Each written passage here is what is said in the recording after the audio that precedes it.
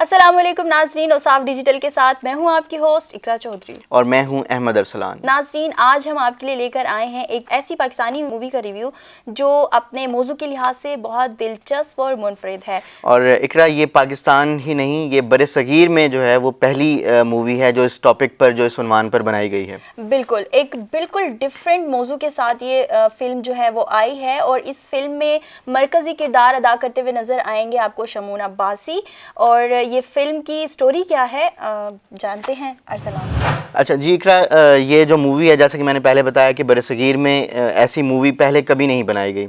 ये आदमखोरों के ऊपर बनाई जा रही है, कैनिबल्स के ऊपर जो है ये एक बनाई जाने वाली पहली मूवी है पाकिस्तान में। और पाकिस्तान में इस तरह की मूवी का बनाया जाना वैसे तो बड़ा हैरत अंगेज़ है, क्योंकि हमारी पहले जो मूवीज़ बनती रही हैं वो बड़ी मुनफरिद थी। ऐसे टॉपिक्स पर और ऐसे यूनिक टॉपिक्स पर कभी ऐसी मूवी नहीं देखने में आई। तो इसकी जो कहानी है वो कहानी इसकी ये है इकरा के दो भाई हैं इसमें। मैं आपको रोकना चाहूंगी, इससे पहले कि हम मूवी के बारे में मजीद कुछ बताएं, हम क्यों ना ट्रेलर देखें। ज़रूर जी, ज़रूर। हम अपने व्यूअर्स को ट्रेलर दिखाते हैं।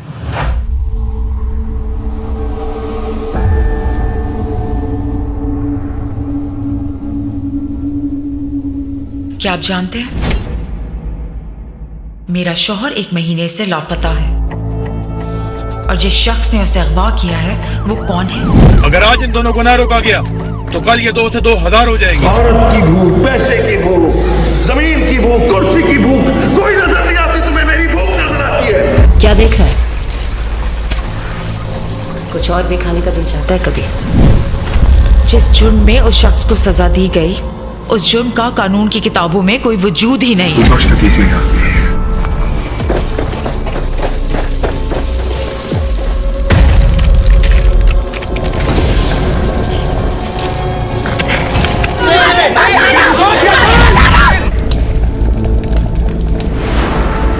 कोई मेरा साथ दे या ना दे, मैं उसे ढूंढ लूंगी।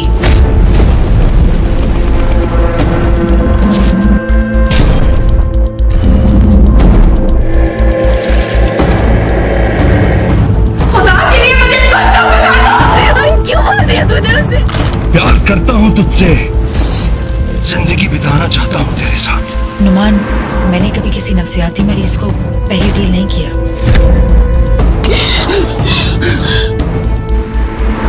जिस कौम को चूहे और कुत्तों का गोश्त खिलाया जाए ना मैडम, वो कौम इसी तरह भूखी रह रह के एक दिन तड़प तड़प के मर जाती है।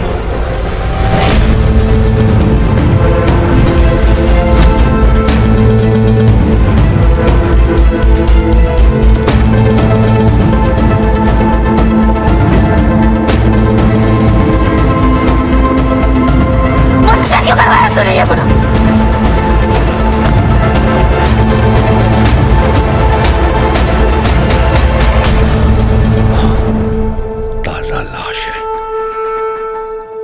इसलिए खोद रहा हूं।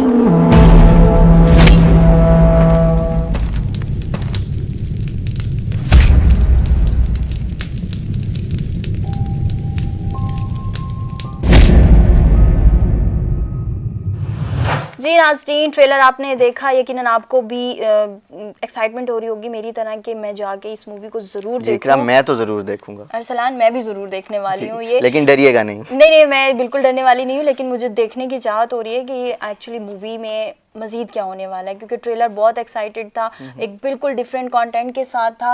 और दूसरा ये कि इसमें हमें शमून अब्बासी मरकजी किरदार अदा करते हुए नजर आए, उसके साथ साथ हमें मायरा खान, शिरीशा और हाफिज अली। बिल्कुल, इसमें आप देखें ना, अभी जैसे हमने इसका ट्रेलर देखा है, इसमें जो उनका मेकअप है बहुत ज़बरदस्त मेकअप किया गया है। और उसके अलावा जो स्टोरी है, स्टोरी भी बहुत यूनिक है, बहुत ज़बरदस्त है, बड़ी मज़े की स्टोरी है। हॉरर को जो है वो, हॉरर मूवीज़ हम में से अक्सर जो है वो पसंद करते हैं, तो इस हवाले से शायद अक्सरियत को ये मूवी बहुत ज़्यादा पसंद भी आएगी। तो इसकी जो स्टोरी है ये बिल्कुल हॉरर नहीं है, प्लीज डरिएगा मत, ये हॉरर नहीं है, लेकिन एक डिफरेंट एंगल से उस चीज को बनाया गया। क्योंकि बिल्कुल अच्छा, मैं ट्रेलर देखते हुए ये चीज भी एक फील कर रही थी कि इस मूवी के अंदर जो चीजें हैं जिस तरह उनको कैरेक्टर्स को अपने ऊपर तारी किया गया है, इसमें बहुत एफर्ट लगी होगी अरसलान, क्योंकि देखें अगर आपको कोई कैरेक्टर में जाना है और तो आपको बकायदा उन जगहों पे जाना पड़ता है, उन बंदों के साथ रहना पड़ता है। इस हवाले से मैं आपको जो है वो बड़ी ज़बरदस्त और बड़ी मज़े की बात बताता चलूँ कि जैसे आपने कहा कि किरदार को तारी करना पड़ता है और ऐसी जगहों पर जाना पड़ता है जहाँ जो मौज़ूआत का जो मौजू का हिस्सा होती हैं, तो बिल्कुल ऐसा ही हुआ था। शमून अब्बासी जो हैं उन्होंने ये बताया ख़ुद कि इस मूवी को बनाने के लिए, इसके किरदार को समझने के लिए और उसको अपने ऊपर तारी करने के लिए, क्योंकि एक अच्छे अदाकार की जो निशानी होती है वो यही है कि वो अपने जो किरदार को वो अपने ऊपर तारी कर लेता है। तो इसको अपने ऊपर तारी करने के लिए शमून अब्बासी मुख्तलिफ़ गारों में और बिल्कुल दुनिया से जो अलग थलग लोग रहते हैं वो उनके पास जाकर रहे और 1-2 दिन नहीं बल्कि 4-5 माह का अरसा उन्होंने उनके साथ गुजारा और उनकी ज़िंदगी को, उनके रहन सहन को सीखा। क्या सोशल कांटेक्ट किया होगा उन्होंने इस सारे इसमें?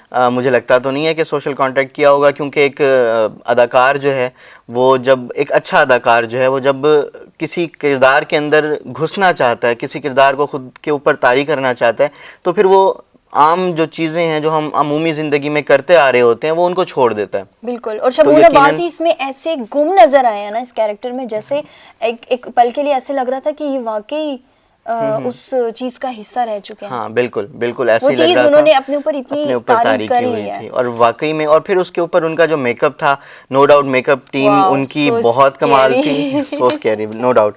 और लेकिन ये जो हॉरर मूवी नहीं है असल में, इसके कुछ सीन्स आपको हो सकता है कि ऐसे लगें ज़रूर, लेकिन ये एक हॉरर मूवी नहीं है, ये आदमखोरों के ऊपर बनाई गई है। इकरा, ये जो है पंजाब के 2 भाइयों का, ये शमून अब्बासी के मुताबिक हम आपको बता रहे हैं कि ये पंजाब के 2 भाइयों की एक कहानी है जिसमें वो कब्रों से मुर्दे निकाल कर खाया करते थे। ये कहानी सच्ची है या झूठी, इससे हमें कोई बहस नहीं, लेकिन ये पंजाब के 2 भाइयों की कहानी है जो उन्हीं के ऊपर ये पिक्चराइज की गई है, मुतासिर होके बनाई गई है। बेसिकली वही कहानी नहीं है आई थिंक, लेकिन उससे मुतासिर होके बनाई गई है। एक नया कंटेंट, एक नया मौजू लेके कि हमारे पाकिस्तान में हम देख रहे हैं डिफरेंट, अभी तक जितनी भी मूवीज आ रही हैं अच्छी आ रही हैं, बहुत अच्छी आ रही हैं, लेकिन एक हमारा वो ट्रेंड सेम चीज आ रही है। लेकिन ये मूवी जो है दुर्ज मूवी, वो थोड़ी सी डिफरेंट एंगल से है। और मेरे ख्याल में जैसा कि अभी आपने कहा और मैंने भी यही बात इसको मैं एग्री करूँगा कि ये सच्ची कहानी आई थिंक नहीं हो सकती, क्योंकि पाकिस्तान में कभी भी ऐसा अल्हम्दुलिल्लाह हमने नहीं देखा कि कोई किसी बंदे ने कब्रों से मुर्दे निकाले हों और वो भी 100 मुर्दे निकाल के खाए हों, ऐसा कभी नहीं हुआ। पाकिस्तान अल्हम्दुलिल्लाह बहुत पुरअमन मुल्क है, तो ये सिर्फ़ एक तख़य्युलाती किरदार है आई थिंक। इस हवाले से मैं आपको एक अफसोसनाक बात जो है वो बताता चलूँ कि ये मूवी जिस पर इतनी ज़्यादा मेहनत की गई थी उसकी पूरी टीम की जानिब से, और इस फिल्म की पिक्चराइजिंग जो उसकी शूटिंग हो रही थी उसके दौरान बहुत सारे एक्टर्स इस मूवी को छोड़कर चले गए, जस्ट इस वजह से कि वो गारों में रहकर और दुनिया से अलग थलग और इंतहाई सख्त हालात में वो इस मूवी को के ऊपर काम नहीं कर पा रहे थे। तो जिस हालत में ये तकमील को पहुंची है, तो हम ये कह सकते हैं कि इस पर बहुत ज़्यादा मेहनत हुई है। लेकिन अफसोसनाक बात ये थी कि इस मूवी को सेंसर बोर्ड की तरफ से जो है वो बैन कर दिया गया था। उसकी वजूहात क्या थी वो हम अभी इस पे बात करते हैं। 18 तारीख को आई थिंक रिलीज होना था पाकिस्तान में, लेकिन कुछ वजूहात की बिना पर उसे सेंसर बोर्ड ने जो है रिलीज उनकी रोक दी, और ये ओवरसीज में 10 तारीख को आई थिंक 10 अक्टूबर को रिलीज हो चुकी है और अभी तक बहुत अच्छे रिव्यूज आ रहे हैं वहाँ से, इतना अच्छा वहाँ पे बिजनेस किया है। लेकिन उस स्केल पे वहाँ पे उनको इस मूवी को चलाया नहीं गया, बड़े स्केल पे नहीं चलाया गया, बहुत छोटे स्केल पे वहाँ पे प्ले किया गया। क्योंकि जाहिर है पाकिस्तान की जो मूवी है इसकी जो सही टारगेट ऑडियंस जो होगी वो पाकिस्तान और इंडिया ही होगा आई थिंक।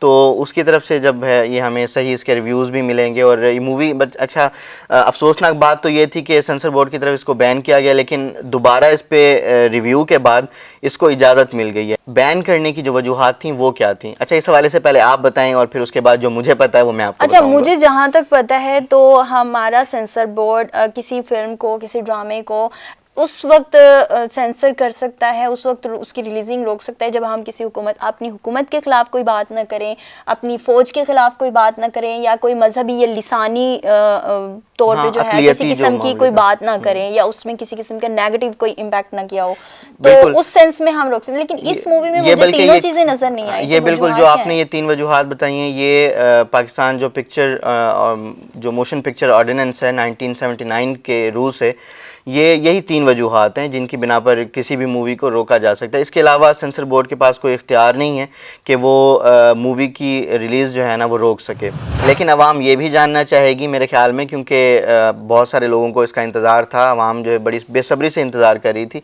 तो आखिर वजह क्या हुई कि इसको रोक दिया गया, इसके पोस्टर तक इवन जो है वो फाड़ दिए गए। एग्जैक्टली, और ट्रेलर भी आई थिंक इसका जो है वो पब्लिश नहीं हुआ इधर, पब्लिश नहीं हुआ बिल्कुल पाकिस्तान में, बिल्कुल इसकी ऐसा ही नुमाइश था, रोक दी गई। तो इसकी वजह थी वो ये थी कि जैसे ही सेंसर बोर्ड ने इस मूवी का ट्रेलर देखा, इस मूवी को रिव्यू किया, तो उसमें उनको उसके कुछ ऐसे सीन्स, हमें ज़राए जो है उन्होंने यही हम तक ये बात पहुंची कि उसके कुछ सीन्स ऐसे थे जिस पे वो काफ़ी बरहम हो गए। पाकिस्तान में 3 सेंसर बोर्ड्स हैं, सिंध और जो पंजाब है उनके अपने सेंसर बोर्ड हैं, लेकिन जो बलूचिस्तान और खैबर पख्तूनख्वा है वो मरकज़ी सेंसर बोर्ड के तहत काम करता है। तो तीनों ने इसको बैन किया और वजूहात यही थी कि उसके कुछ ऐसे सीन्स थे जिसमें आदमखोरी करते दिखाया गया था। और उसके बाद ये भी पता चला कि हमारे जो सिक्योरिटी इदारे हैं उनकी तरफ से इस फिल्म के ऊपर काफ़ी तहफ़्फ़ुज़ात थे। और एक बात ये भी पता चली कि पाकिस्तान का इमेज जो था वो इस मूवी के रिलीज़ होने के बाद कहा यह जा रहा था कि पाकिस्तान का इमेज ख़राब होगा। लेकिन पाकिस्तान का इमेज ख़राब क्यों होगा भाई, कि जब ये एक तख़य्युलाती जो है वो किरदार के ऊपर बनाई गई है। वरना कैनिबलिज़म जो है, जो कैनिबल्स जो हैं वो उसके कबीले ये हमारे साथ हमसाया मुल्क में इंडिया में मौजूद हैं, अफ्रीका में ये मौजूद हैं। अगोरी कबीला हिंदुस्तान का बहुत मशहूर है। हिंदुस्तानी ये जो कबीला अगोरी है ये इनका तो बल्कि ये मज़हब का हिस्सा है कि इंसानी लाशों को अध सड़ी और अध जली जो लाशें होती हैं जो शमशान घाट में जलाई जाती हैं उनको खाना उनके मज़हब का हिस्सा है। इसको रोकने की वजह जो है वो यही वजूहात थी। लेकिन अगर हम इसको देखें तो फिर हिंदुस्तान में जो है ये कबीला जो है मौजूद है जो आदमखोरी करता है। तो हिंदुस्तान के इमेज जो है वो इस हवाले से हम इस पे बात करना चाहिए हमें। पाकिस्तान में तो ऐसा कुछ है ही नहीं, ये तो तख़य्युलाती एक किरदार था। और इसके अलावा अफ्रीका में जो है वो आदमखोर कबाइल मौजूद हैं। तो खैर लेकिन ऑडियंस कुछ डिफरेंट देखना चाहते हो। शमून अब्बासी ने वही कोशिश की है कि मैं बहुत कुछ डिफरेंट लेके आऊं, लेकिन उनकी कोशिश बहुत अच्छी है। नो डाउट उनके एफर्ट्स, उनकी चीजें, उनकी काविशें नजर आ रही हैं उस मूवी के अंदर, उस ट्रेलर के अंदर। अभी आप लोगों ने ये देखी भी है। और यही हमारा आज का रिव्यू था। और साथ में एक चीज मैं आपको बताती चलूं, कल के दिन में सिर्फ एक नहीं 2 मूवीज रिलीज होने जा रही हैं। अरसलान, आपको पता है कौन सी मूवी? इत्तेफाक से खैर मुझे भी पता है कि ये कौन सी मूवी है। जी, जो कल हमारी दूसरी मूवी दुर्ज के साथ जो दूसरी मूवी रिलीज होने जा रही है वो समी खान की कंगना, काफ कंगना है। exactly, बड़ा अजीबोगरीब नाम है लेकिन काफ कंगना है। कंगना, हाँ। मैं करेक्ट कर देती हूँ। ये काफ कंगना कल रिलीज होने जा रही है, साथ ही दुर्ज मूवी भी रिलीज होने जा रही है। तो 2 मूवीज हैं। लेकिन इस चीज पे मैं थोड़ा सा यहाँ पे एक बात करना चाहूंगी कि ऐसा क्यों होता है। एक दिन एक ही मूवी का लगना चाहिए, ऑडियंस आपकी शिफ्ट हो जाती है, आपकी डिवाइड हो जाती है। अब इस बारे में उनकी क्या सोच थी, उनकी क्या जो है वो हिकमत अमली थी, ये तो खैर हम इस पे बात नहीं कर सकते। हाँ, लेकिन इतना ज़रूर है कि 2 मूवीज़ एक ही तारीख में रिलीज़ होना, पाकिस्तान में यूं भी फ़िल्म के जो नाज़िर हैं वो बहुत कम हैं, बहुत थोड़े हैं। तो एक ही तारीख में 2 मूवीज़ का रिलीज़ करना मेरे ख्याल में उसके बिज़नेस पर, दोनों फिल्मों के बिज़नेस पर बहुत असर पड़ सकता है। लेकिन दोनों मूवीज़ में से जो पाकिस्तानी फ़िल्म नाजरीन हैं, जो शायकीन हैं, उनको कौन सी मूवी पसंद आती है ये अब तो कल हम ही बाद पता में ही देखेंगे कि वो क्या होगा। और इंशाल्लाह हम मूवी देखने के बाद, क्योंकि मैं तो देखने लगी हुई मूवी देखने के बाद उस पर भी हम आपको जरूर रिव्यू देंगे कि मूवी के बाद हमारा रिव्यू क्या रहा। हाँ बिल्कुल, ये मूवी अच्छी थी या बुरी थी ये हम इस पे आपको मजीद हम मूवी देखने के बाद आप भी हमें बताइएगा, फीडबैक दीजिएगा और हम भी आपको इस हवाले से फीडबैक देंगे। जी नाज़रीन, अब तक के लिए इतना ही। मजीद इस तरह की वीडियोस देखने के लिए हमारे चैनल औसाफ डिजिटल को सब्सक्राइब करें, लाइक कीजिए, कमेंट कीजिए और शेयर भी कीजिए। और हाँ, हमारे डेली औसाफ के पेज को लाइक करना मत भूलें। और नेक्स्ट वीडियो तक के लिए हमें इजाज़त दीजिए। अल्लाह हाफिज़। अल्लाह हाफिज़।